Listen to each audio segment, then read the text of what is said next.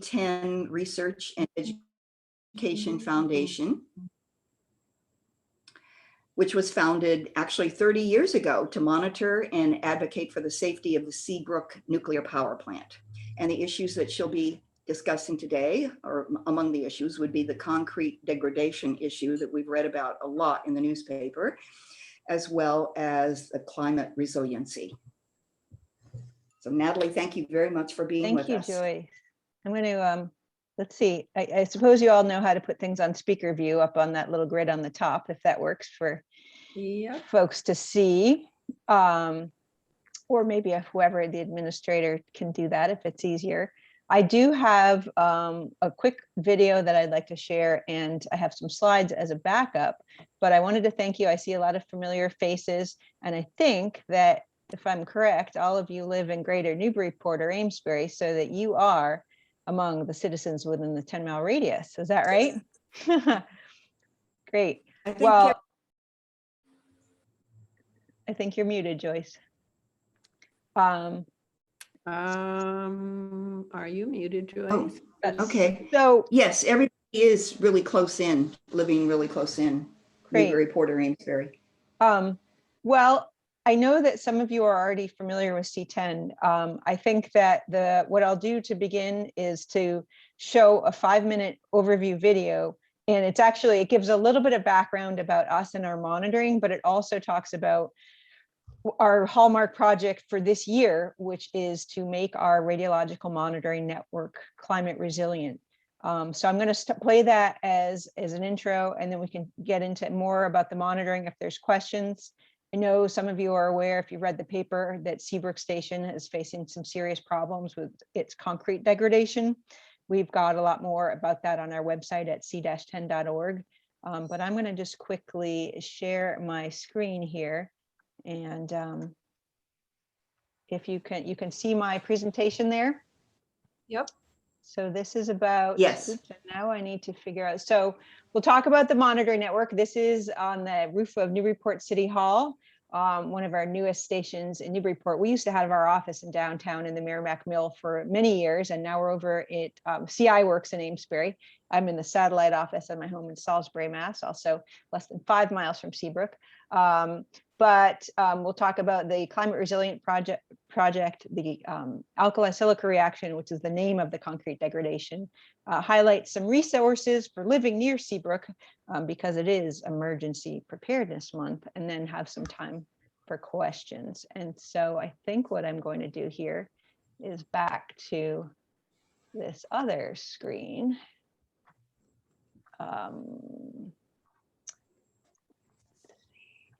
So that I can share the sound.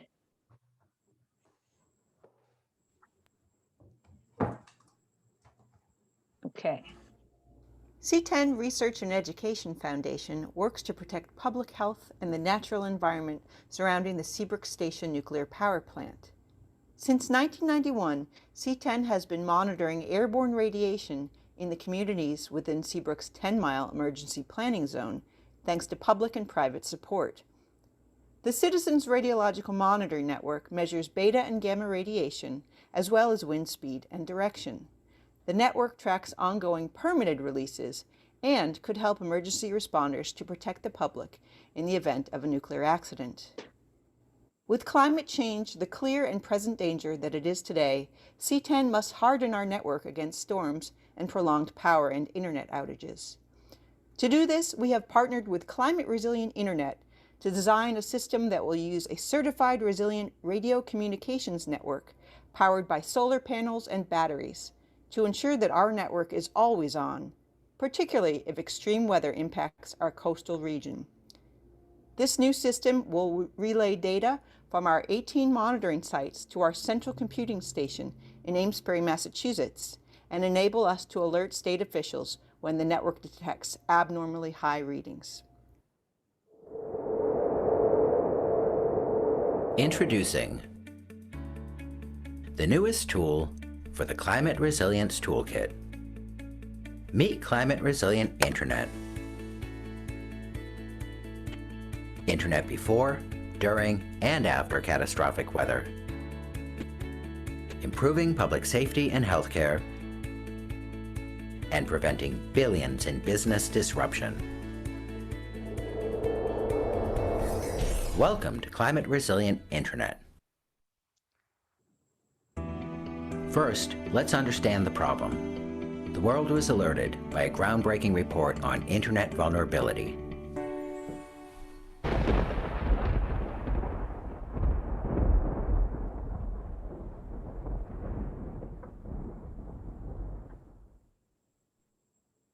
New research from the universities of Wisconsin and Oregon found that our internet infrastructure is extremely vulnerable on the East Coast. Your phone may seem totally wireless, but before it reaches your phone, the internet has to move through tons of cables. And if you think there's no way we could actually lose our internet due to flooding, look no further than Sandy in 2012 or Irma in 2017. Sandy knocked out the internet to parts of New York City, while Irma left Miami without internet for weeks. Now, let's listen to Verizon's experience in New York. So we're here right now in Verizon's Broad Street cable vault. After the storm surge of Hurricane Sandy, this vault was virtually filled to the top with water, and that water table stayed in place for the better part of 2 days. We began a massive pumping operation to get the water out of the vault, but we had the challenge of subterranean water in the surrounding area that kept coming into the vault as we were trying to get the water out. A natural disaster is the worst time to lose Wi-Fi and cell service. And so we're proud to bring you the world's first climate resilient internet.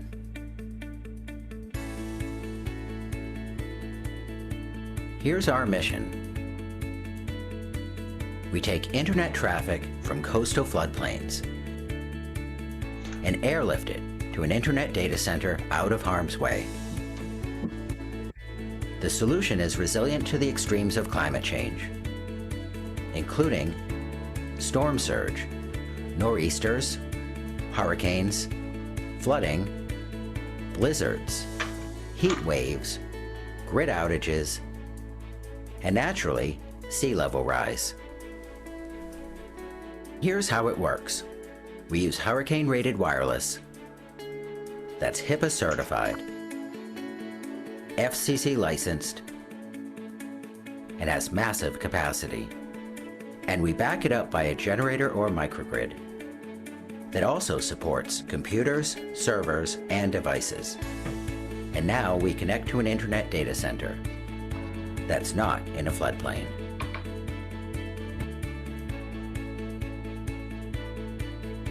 Dishes are just 1 to 2 feet in diameter. We bypass flooded infrastructure and use independent power.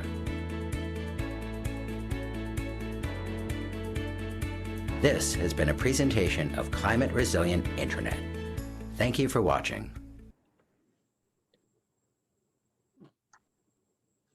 Okay, so that little mashup video was something that we made, and I don't know if you want to put me on speaker view here, folks, so that if this is being recorded, it will be more of me in I a think big they head. need to spotlight you. The host should spotlight you. Thank you, Anne. Hold on. That's for Susan Hold on, then. hold on. Oh, here. Yep. Didn't see a recording. So that little video was a little mashup that our partners at Climate Resilient Internet made together with an overview of C10. We are so excited to be working with this company that I actually got connected to through the Massachusetts Clean Energy Center, because for a long time I thought, well, we have problems when we lose power. And we had a situation, I think it was in October 2019, there was one of these bomb cyclone weather events, and 6 of our stations got knocked out for a few days. And so, you know, looking at the increased number of storms that we're all having, and the fact that Seabrook's evacuation routes, many of them are low-lying coastal areas. I think it's still on you, Susan, just so you know that I'm seeing. No, we're seeing you. You're seeing me? Okay, Yeah. that's interesting. Yeah. Thank you. Hi, Elizabeth. So not just losing power, but losing the internet, the ability to communicate. This was an issue when I got in touch with the Massachusetts Clean Energy Center, that they said, do you know about climate resilient internet? And so this is my new BFF, David Theodore, who is a real communications pioneer. He helped to develop some of the first pre-internet communications network. So this is old technology, microwave radio technology, and but it's bringing it into the modern times and using it for a climate resilient purpose. So we have one Family Foundation grant. We have another one in the works. I don't know, some of you might know Carol Abbott. She's on a Family Foundation board, and she's helped us to apply for that. And sorry, did I say Carol Gantz is the name. And we also are applying for funding through the Massachusetts Clean Energy Center. I just found out today that the partner of this fellow, David Theodore, who works for a big technology company, telecommunications company down in Canton called Timberline, they said, what, they actually have all of these projects in the pipeline with the city of Chelsea and Schneider Electric and other big things. They've been working with Boston, but our project is the closest to moving. It's just a matter of funding. So they have indicated to, well, what's the issue? Maybe we can help, get them going on this. So we're really excited about that. In any case, do people have more questions about the monitoring or anything that came up from the video?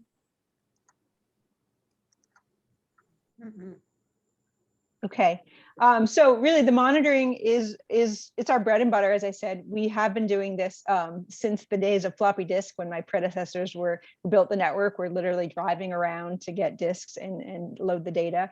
We do have we have an alert network, so that if things go above normal, 3 times above normal, which periodically they do, it's a fancy way to boil water, right, Ann Speck, at the nuclear plant. So periodically they need to sort of lift the steam lid off. And so we do get little readings that happen. So we're extra eyes and ears on the plant. NextEra Energy, the plant owners, knows that. We also have this alert system that goes to us and members of staff at Mass Department of Public Health and MEMA, so that in the unlikely event of an emergency, this information could be used to protect the public. So that's our bread and butter. The other issue that we have been working on for years is sort of watchdogging both the NRC and NextEra Energy. And I'm going to just do a quick other share screen here. 2009 was the year that concrete degradation called alkali silica was first discovered at Seabrook. And here's a picture of the former chairwoman, Allison McFarlane, from the NRC, Nuclear Regulatory Commission, visiting Seabrook. And this was, I actually got to go to this spot a couple summers ago. This is Electric Tunnel B, 45 feet underground. And the oldest concrete is the concrete that was poured the longest ago. Seabrook's concrete has this problem. Not all concrete does, but it has it because of a chemical mismatch between the concrete paste and the aggregate, the chunks of rocks. And in the presence of moisture, above 60% humidity, groundwater presence, it creates a gel, and this gel creates micro cracks and then bigger cracks. So this is a problem that Debbie Grinnell, my predecessor at C10, our research director, and many of you may know, helped unearth by reading Nuclear Regulatory Commission's inspection reports over a decade ago. Seabrook Station went and applied for their license renewal without telling anybody about, without bringing this problem to the front. But we've been watching it and advocating in different ways for a long time for more to be done to protect the public. We brought this legal challenge in 2016.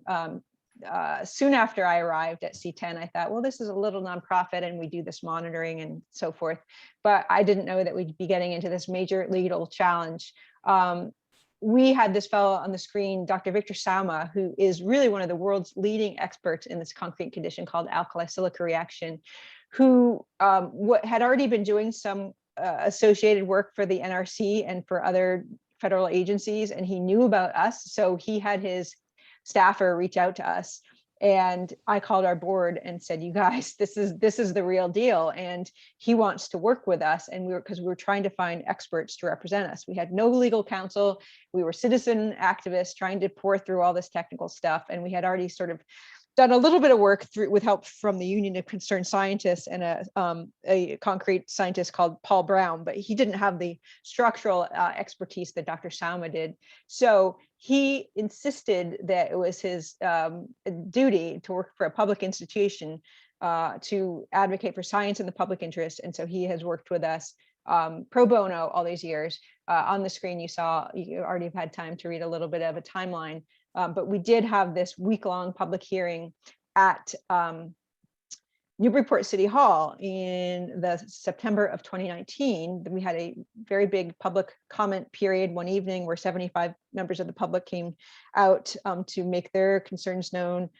We had some very attentive federal judges from the Atomic Safety Licensing Board who heard Dr. Sauma and our attorney were the only part of our team. And then there was about a dozen folks from NextEra Energy and their contractors and the NRC who were basically, challenging or taking issue with our challenges. But in the end, what happened was this Atomic Safety Licensing Board, here they are at Newburyport City Hall, did order, it took a year, but it was last August, became public in September, that they did order for these new license conditions that I've outlined on the screen to be added, that really related to stricter and more frequent concrete monitoring protocols. Dr. Sauma wanted even more. He thought that there needed to be more teeth and specificity in terms of how they were doing the petrographic analysis. And one of his biggest issues is what has just come to light in the last few weeks when the Nuclear Regulatory Commission Nuclear Regulatory Commission resident inspectors, there are 2 at each nuclear plant, they issued their quarterly safety report, and they said, hey, it's good, you guys have been monitoring,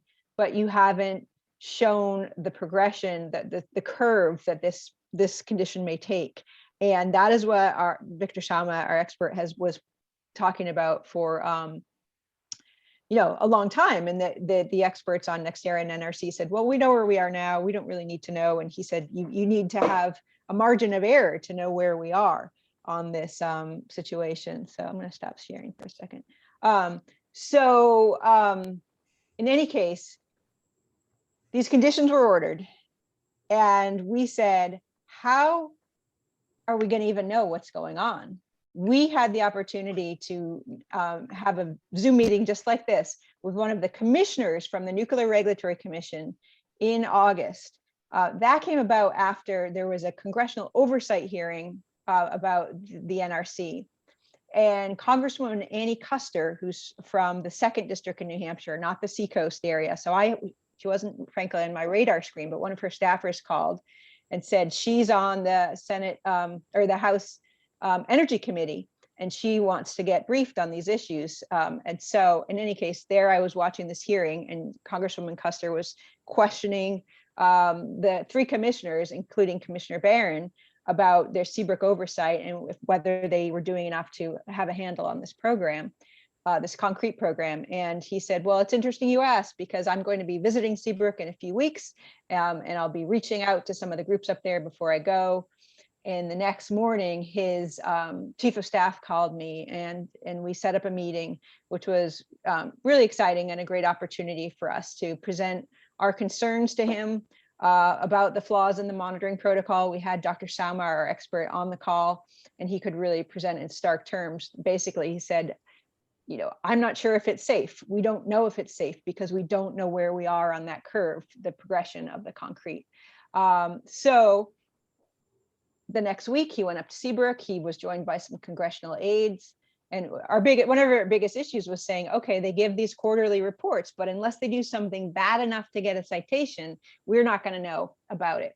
Well, 2 days after his visit, this inspection report came out, and it's on the front of our website on our blog, a piece about it. But it was really a bombshell that basically said things are a lot worse than we thought. Things are happening sooner. There's up to 7 structures that it might not be have the structural integrity to withstand the way they were designed to perform.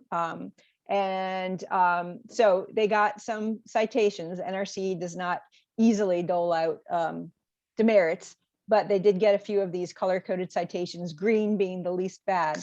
But when I spoke to the resident inspector, he basically said they're facing millions and millions of dollars in repairs. And so for us now, we're looking at, okay, what's their plan? How are we going to make sure that they don't kick the can down the road? How are we going to hold them accountable? How are we going to keep this process public so that they don't just try to get some exemptions?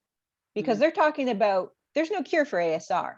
You can't just like add something to the concrete. And this is concrete that's several feet thick. It takes sometimes decades to manifest. So concrete cures from the outside in. It's still, we don't know all what's going on. So they do take these core samples. They do surface crack indexes. In fact, in the concrete aging management plan that NextEra submitted to the NRC originally, they were going to check some of these cracks every 10 years. And after our case, and the judges said, you're going to do this every 6 months. And after this report that came out on August 12th, they said these have to be monitored every 2 to 3 months. That's how fast things are going. So again, Debbie Grinnell, through her bird dogging and researching in 2009, found this issue.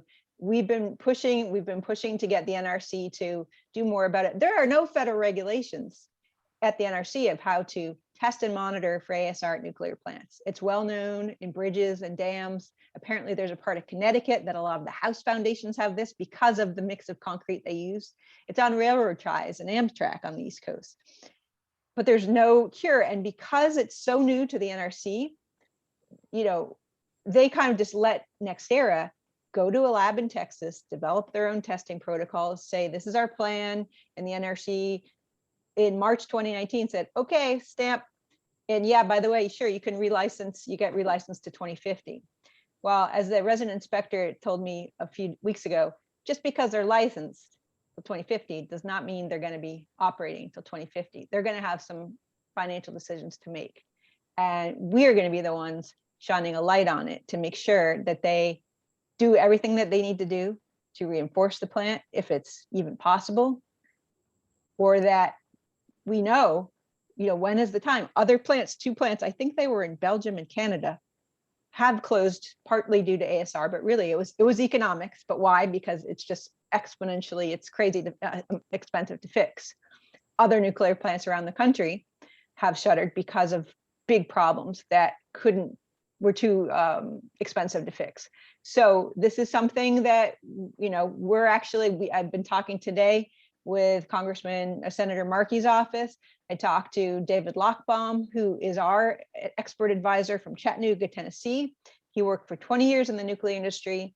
Then he worked at Union Concerned Scientists, and now he's on our advisory board. So it's incredibly amazing to call up this person who has all this institutional knowledge. He has regulatory knowledge. He has technical knowledge. He knows how these plants work.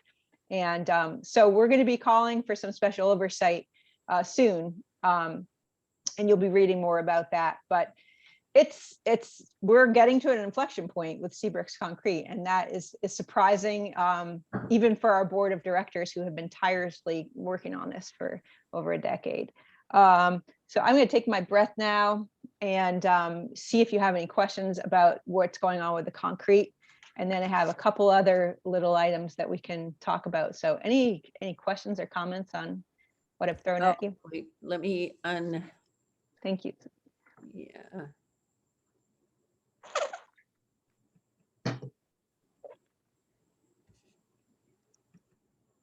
Hi, this is, am I muted? Hi, this is Bill. Hi, Bill. So let's say that the concrete fails. What's the consequence? Well, it's probably wouldn't happen that it would just like a wall would fall down. Okay. There are a lot of measures of safety. It's not like it's imminent. However, these structures were built to withstand what's called a design basis earthquake. And so they're outside of their design basis because of this ASR condition. And what the NRC's resident inspectors have said is, and what we've said all along, and our concrete expert, has said, we're not sure if it could withstand something that happened. We don't, this, as Dr. Sama has said, this concrete condition is novel, it's opportunistic, depending on where there's reinforcement steel, might depend on how things move and crack through the concrete. It's sort of like a living thing, so as loads shift.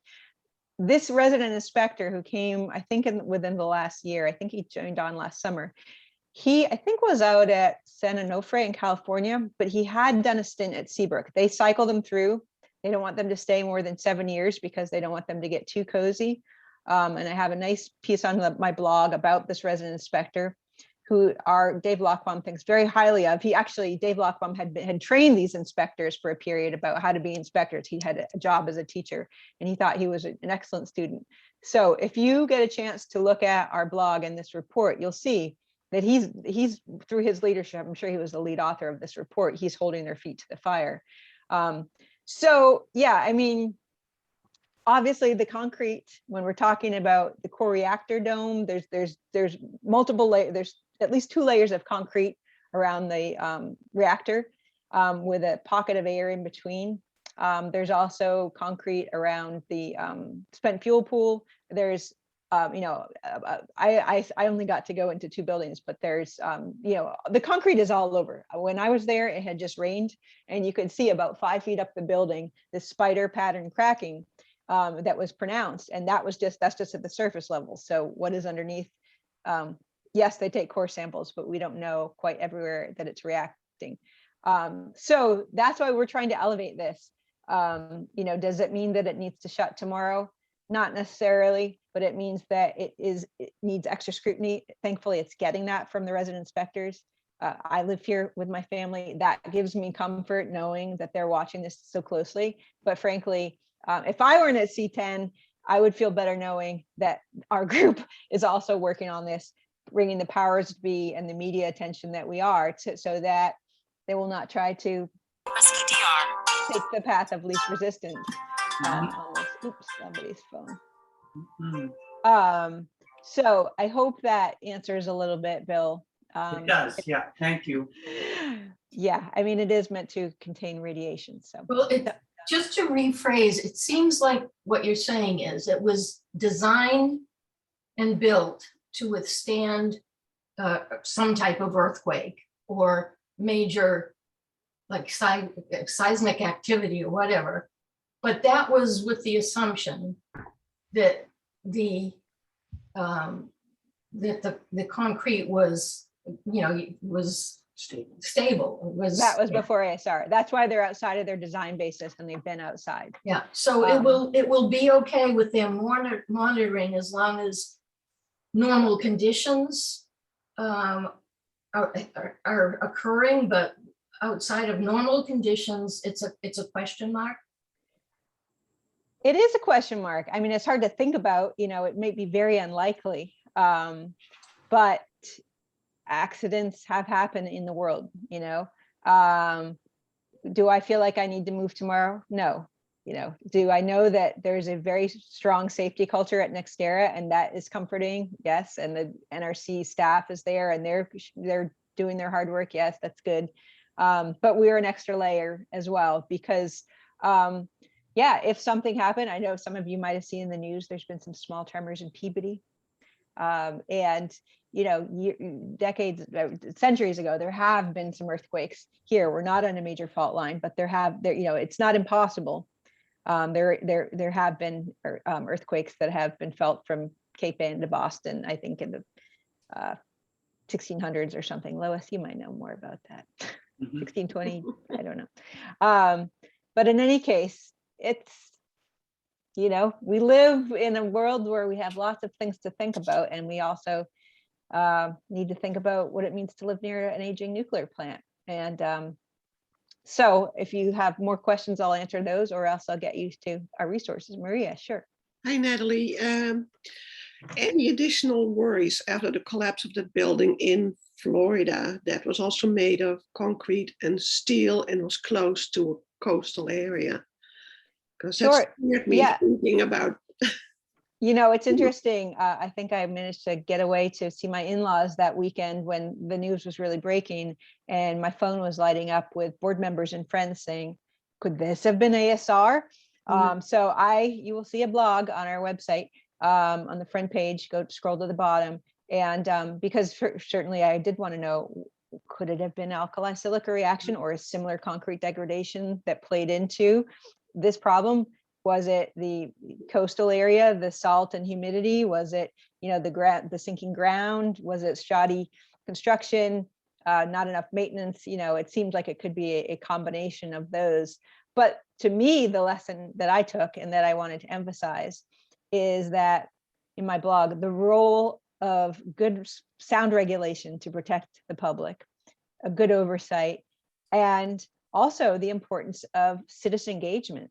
So, you know, there's a lot of competing factors for these people who own these condos, and some of them have been working for years to pay for it, and other people, you know, because they knew they had a problem, they knew they needed to make repairs. But, you know, with weak county and state regulations of what could be done, you know, they were allowed to push this down the road, and it was going to be an expensive problem. So again, that gets to the issue of having watchdogs, citizen watchdogs, to keep eye, whether it's looking at clean drinking water, nuclear safety, whatever it is. There's a role for citizens to engage with their regulatory bodies and to speak out. Definitely, thank you. Sure, Susan. Yeah. Yeah, Natalie, it seems to me that the goal here is to close down Seabrook. I mean, that is not C10's goal. C10, well, no, I understand. Yeah, No, I mean that C10, just to clarify, we have a mission of working for the safety of people in the natural environment around Seabrook. People have their own opinions. Nuclear power is a hot button issue.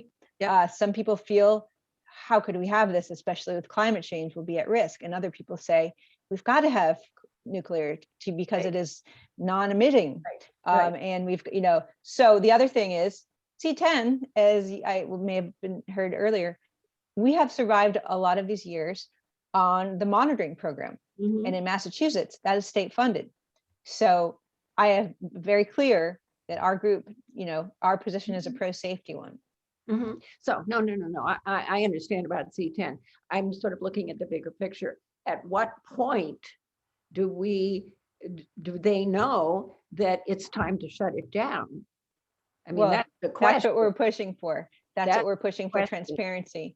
And, you know, when I talked to David Lochbaum about this, our advisor, you know, that was my fear of like, oh, what will they tell us? Yes, not that NextEra is a cold, heartless company. And, you know, I mean, there are people live here. NextEra Energy is the world's largest renewable energy company, bigger than ExxonMobil. They own a lot of solar and wind. They also own some nuclear plants. So, you know, they could do right. Hey, maybe they want to look to the future. But this, I mean, on a hot summer day, nuclear power was making 13-15% of our New England electricity. We have Seabrook and we have Millstone. We have a whole lot of natural gas. We have a little bit of intermittent renewables. I'm sitting here in my net zero energy solar powered all electric home. It is grid tied, but you know, we could do what we can through efficiency and renewables, but we're still highly reliant on these big power plants for base load. So I'm already looking at it as like, what's it going to mean for our regional energy economy? What's it going to need for the 500 direct jobs? States are, you know, some people want to make sure that we keep Seabrook open as long as they can, because even though it has certainly environmental impacts, which we could do a whole other talk about, you know, it doesn't emit carbon at the source. So, you know, there are those issues as well. Anyway. Thank you. Yeah. So yeah, well, hopefully that's our point, is that we're going to shine a light and make sure that the regulators have a good handle on, and the plant operators on when they're crossing that threshold. Because they did not, when they did these tests on a lab in Texas, they did purpose form concrete that they based their concrete aging management plan on. That was the issue that we contested in our legal challenge, as we said, this is not representative of what's happening in a salt marsh with nuclear power in New Hampshire when you're at a lab in Texas in controlled environment. But they're trying to say that they have a handle on it, and we're trying to say we need to know. How are you going to know? Because they didn't test that concrete to the point of failure. So anyway, so Natalie? any other concrete? Yes. Yeah. Hi, it's Rita Mahalik here. Hi, Rita.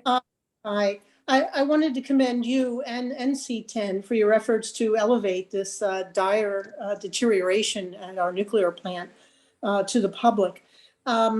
Listening to it, it really sounds very serious. And when you said first the NRC was looking to have this monitor every 10 years, and then they suddenly jumped to 6 months, then they look at it again and they say, oh no, every 2 to 3 months. This really hits me as extremely serious. And then you said that there are 7 structures, affected by this.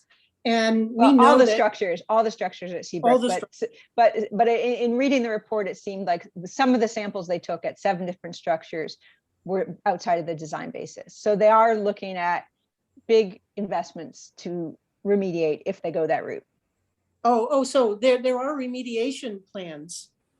They have these plans, apparently. When I talked to the resident inspector, he said they know what they need to do. The question is, are they willing to do it? And he said, there are other plants that have had to close because of facing financial decisions. And the question is, they want to keep that plant operating profitable as long as they can. But we're going to make sure that that only happens if it's deemed to be safe. So. And I understood then in that light that you have not yet determined where the red line is on all these various monitoring elements that you're looking at. So what I'm thinking of is, will there be a time where you'll have the doomsday clock that says, we're at 9:00 p.m. now and time is marching on if they don't make these remedial. Well, that's been the critique of Dr. Sama all along. There is what's called a sigmoid curve, a classic, you see it in economics and everything. And so this is the curve of ASR. And the problem is we don't know where we are in that curve. We don't know where the error bars are because there's so many different inputs.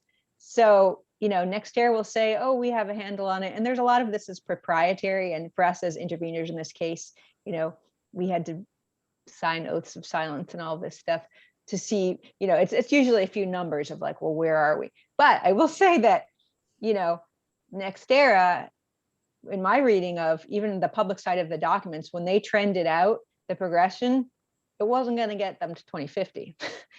Mm-hmm. So, that's a long way away. They went for this license renewal. They still have 10 years left on their current license. Okay, they had a 40-year operating license from 1990, I guess, to 2030. And then they have the second 20 years starts then. So these issues affect their current operating license and the license extension, which NRC granted, but they do have to prove every day that they're safe. And, so that's what we're holding the. Well, not to be too morbid, but if the whole place, if we had a climate event and all these structures and its concrete failed and there was a radiation leak, would this be on the scale of Fukushima? Would it render this area of Massachusetts uninhabitable? It's kind of boggles the mind to think about. I go back to when we had one of the most recent commissioners of the NRC, Greg Yachko, came and spoke at the Newbury Parish Church, and he was head of the commission when he was a chairman when Fukushima happened. And, he oversaw the US response to this. And he talked about, the going back and forth of, do we evacuate Americans? In what radius? Oh my gosh, it's getting worse. We're evacuating people. I think they did 50 or 100 miles. They said Americans to get out, and we're still reading about Fukushima, and we're reading about the seawater that has to be released, and how they're trying to kind of whitewash and have these little happy villages and have Fukushima branded rice and everything else. I'm hearing about children in the nearby regions that have an 8 times higher than normal rate of thyroid cancer. So, I mean, that's why Greg Yatchko, having been the head of this commission, now is a renewable energy proponent, and he doesn't think nuclear is the answer. He thinks that it's just too dangerous. He thinks there will be an accident at some point again. So again, it's really, I mean, I have people that I will use the word harass us, that come to these events and say, C10, I that's so safe, that waste, I would put it in my backyard. I mean, there's some people who really believe in nuclear, believe in, that it's an important part of the climate challenge. I look at it and say, yeah, it's just the risks are so high, and there's no solution to the waste issue. I mean, I have on my desk, thank God I have another few weeks because the deadline got extended, but my board feels strongly, board of directors, about environmental justice issues.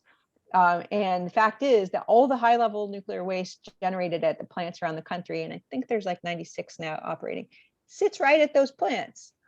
There is no national repository. Yucca Mountain is a debacle on native lands and seismically sensitive areas, and billions of spent and all this stuff. They're talking about shipping it as an interim site that will take 10 years to build and have things sit around for 40 years, interim high level waste site in the West Texas, New Mexico border, where of course, there's already indigenous and people of color communities that have been subjected to uranium mining and all these other things. And now they're saying, we'll just move it there temporarily. So, these are complex issues. People I know, we're in touch with the folks around Pilgrim nuclear plant that are now going through the decommissioning and doing the hard work that one day, I know we will face at C10, one day or another, that decommissioning happens. I mean, you have a few decades of clean energy, and then you have this monstrosity of waste and expense to deal with, and less oversight from the feds at that time. And they're trying to do these rushed, super compressed decommissionings, 10 years instead of 20. The group that is the biggest one, Holtec International, apparently is based in India, my colleague said.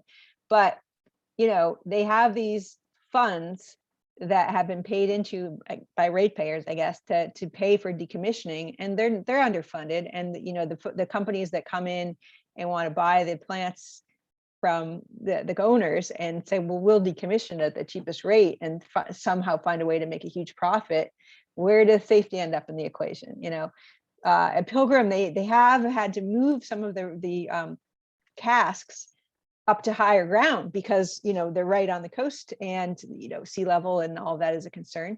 They're also, these casks that they store the waste in are made to last 100 years. Apparently they're much thinner and less durable than ones in Europe.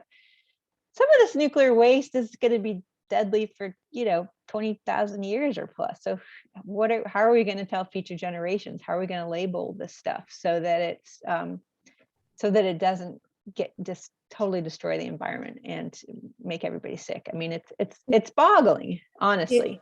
It is. Your video was very revealing when I think of that Verizon office in Lower Manhattan there. I think you showed was flooded during Sandy. Relates to my last question would be, are you monitoring sea level rise? I mean, we hear of 20 inches of rain now falling. Yeah. Well, you could look at Brown's and Markey's, the seafood places on 286 in Seabrook, and see how much they flood now. I mean, FEMA came out to one of these NRC meetings a couple of years ago. People were saying, what's FEMA going to do? What are you going to do if you got to evacuate people and climate, induced flooding? Their solution, we have alternate scenarios. They're going to just tell people to shelter in place, if something had happened. Yeah, evacuation is, yeah. they told them that in the World Trade Center too. Yeah. So well, speaking about of safety, I read the article about trying to obtain the potassium iodide pills in Amesbury. Do you have an idea of whether they're easily available in other towns around here? Yes, so you read our blog. So this is potassium iodide. Oh, It- nice segue. It is thanks to, thank you for that. Thanks in part, C10 didn't have a lot of documentation and not digital files of all the decades that I came in, but I gather C10 was part of the reason why there was legislation passed. And starting, I think, around 96 or 7, the communities in the emergency planning zone can order from Department of Public Health. And I think it's reimbursed through the plant, I believe. They do these assessments, and part of one of the assessments is for radiological monitoring and other stuff that helps pay for us. One of them is pays for these potassium iodide, which in the unlikely event of a severe release, and if directed only, these will flood your thyroid with potassium iodide so that you won't absorb the radioactive iodide. And yes, on the front of on our website, I have a link right on the scrolling front. But also on the Living Near Seabrook tab, there's a little table where my intern, who was the story of this little goose chase to find her KI pills in Amesbury, she had looked and just double checked with the communities around, because I know I live in Salisbury, and it was like, well, the health inspector is only part-time, and when can you go? And well, it turns out it was the secretary, the admin and inspectional services, the building inspector, and the health office share an office. So I went in, filled out a form, and got it. In Newburyport, it's in the basement of City Hall that you can pick those up, and they are free. I think they have a 10-year lifespan. So if you got them a few years ago, it might still work, but you can always get some new ones. Just fill out a form and get those. But I think a lot of people don't even know about it. It's written up in the blue. Used to be the calendar that we would get from the nuclear plant and from DPH about emergency planning, but there is a little bit on that and why it's important. And then because it's Emergency Preparedness Month, this is on our website too, you can download a copy, but just trying to get people to think about, gosh, 1 in 3 Americans have lived through a county, live in a county where there was a natural disaster this summer, from fires and floods and everything else, hurricanes. And so it's the time that the FEMA and others like to remind us, what would you do to be prepared? Well, FEMA has a special page on ready.gov about preparing for nuclear disasters. And that's where I got these handy little tips about make sure you have lots of plastic sheeting so you could cover up all of your windows if you needed to shelter in place, which, yes, seems kind of insane. I do not have that product. But KI is something that we can get, and just being aware of other supplies that you might need as well. Does plastic, I'm sorry to interrupt, but does plastic stop the radiation from coming into your house? So there are different kinds of radiation. The times that C10 tracks are beta, which can be stopped by a piece of paper. Gamma is penetrating to living tissue. It might be have a little harder time getting through concrete and wood and things like that. But gamma is waves, so it some of that might also be affecting, but it depends on what's released. And so beta is the stuff that's airborne. Gamma comes as waves, so it might protect you from the radioactive iodide if that were released in a plume. Okay, thank you. I mean, I do this every day. I've been doing this for close to 5 years, but it's kind of like, it almost like you have to disassociate, because starting this job when I had a young child, a new toddler, it's like, okay, I got to worry about, is my kid breathing at night and how's the nuke plant going? But it's what we do. We live here, and 3 million Americans live in a 10-mile emergency planning zone. Of course, 60 miles is the ingestion exposure pathway. I think it's 60 miles. So obviously the plume isn't going to stop right at the 10 miles, but we got Boston and Concord and Portsmouth and Portland and all that are in that region as well. Here's my other little, as I wind down on the presentation, here are a couple of your own, Mike Prendergast and Barb Dowd. Mike made this wonderful 30th anniversary logo for us, and they are also signed up as monthly gifts to C10. We do rely on the good will of our reactor community, as one of my board members calls us. the people that live in the nuclear neighborhood. Uh, and so Barbara and Mike have made C10 part of their monthly giving, which is, you know, one of the ways that helps us keep going. And there is Arnold Horshack, for those of you that ever like to watch Welcome Back, Kotter, as I did. Maybe I was a little bit advanced in my age. But in any case, we've got a lot of links and materials on our website, the blog at the bottom, the Living Near Seabrook resources. And we're getting on towards the 5 o'clock hour, but I certainly would entertain a couple more questions if anybody has. I know I've thrown a lot of information at you. I thank you all for taking time out of your days to spend one more hour in front of a computer Zooming, seeing friends digitally. Hopefully we won't have to do this too much more, but these they're heavy topics. As I say, if I weren't here, I'd wish that somebody else were. Thanks, Eleanor. When I came to C10, I realized, oh my gosh, everybody around this area really owes a debt of gratitude to this group that's been at it for 30 years. And so we're having a party. Some of you are already on our mailing list out at Salisbury Beach because COVID, a week from Saturday at 3 o'clock, right at the Salisbury Beach Pavilion. So if you're already on our list or you got a postcard, we'd love to see you. I am looking for new board members. Our board, a lot of the board has been doing it for a long time. They're tired. I got one young guy who's in his early 40s. A lot of our board is kind of in your generation, in the go-go retirement, as one of my board members, Karen Claggett, calls it. But we need people who have time and expertise and connections and talents to lend. So if any of you are interested in getting more involved, I know that many of you are active already in many organizations, but I'm just putting that out there. We are a working board of directors. I am part-time. Mike, who runs the Monitor Network 24/7, somehow is also part-time, and that's it. So we rely on our board to help us, you know, do the work, do the research, do the fundraising, and everything, and provide connections and expertise. So I will leave that out there. If anybody, you've got my my email, and I can share it again. If anybody is there, it is info@c10.org or Natalie@c10.org. But you know, if anybody has any follow-up questions or thinks, gee, I might have a little more to give to this group that I care about, I would love to hear from you. I really would. So thank you. Thank you very much. Yeah, Natalie. Yeah, Natalie, thank you. This has been very informative. I'm so glad you're doing this work. Really. Thank you, cousin. Susan and I discovered we're cousins by marriage, kind Wow. of.